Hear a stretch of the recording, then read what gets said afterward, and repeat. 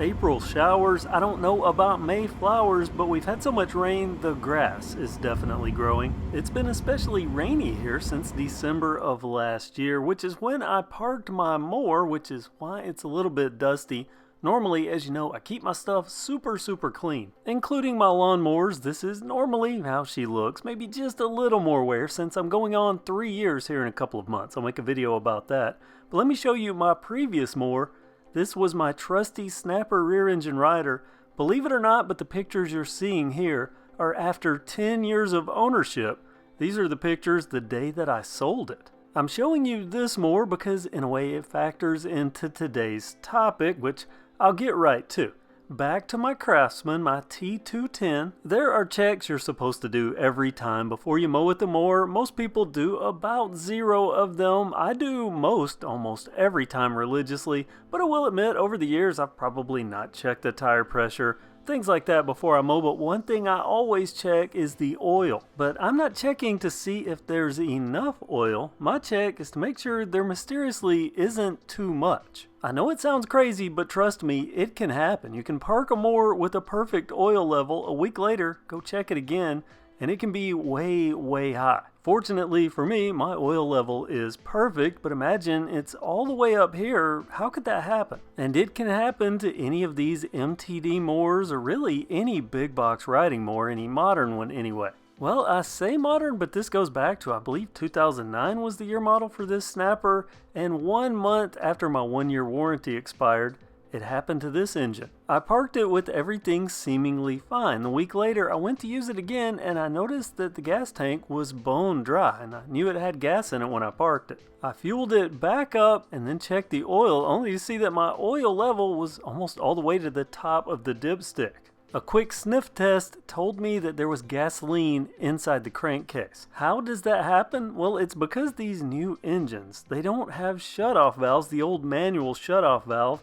You'll see here, I've got my gas tank, and gas flows out of that through the fuel filter, through the fuel line, into the carburetor. The carburetor meters the gas and the flow, part of the flow anyway, with the float. And I won't get into all the technical details of that, but there's also a fuel shutoff solenoid on the bottom of a carburetor. If you ever see a wire coming off the bottom of the carburetor, that's a fuel shutoff solenoid. Its job is to shut off fuel flow when the ignition switch is turned off, but of course it can fail. Now, ironically, usually it fails stuck where the fuel will not flow, but every now and then it can stick open, as can the float inside the carburetor. And if those two things happen at the same time, all the gas in the gas tank can flow straight into the crankcase. There's nothing stopping it.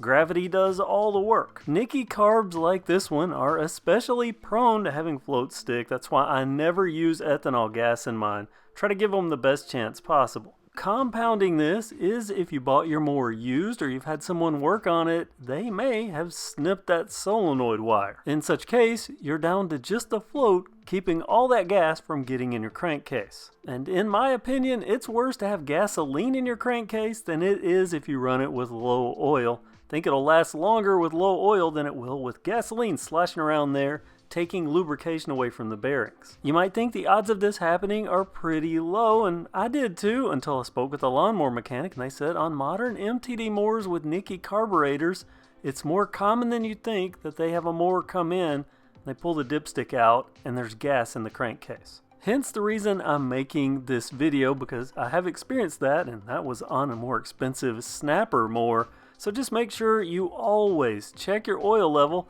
not only to make sure that it's not low, but definitely to make sure that it's not high. And hopefully you can extend the life of your riding mower. Fortunately, my MTD made Craftsman T210 is doing great and ready for its next mowing season. It already has 2 more years than I got out of that more expensive Snapper without having a problem so far. In just about 2 months, it will be 3 years old, and I will be sure to make a dedicated video talking about 3 years with this mower and give you a closer look at it, especially all cleaned up like I like to keep it.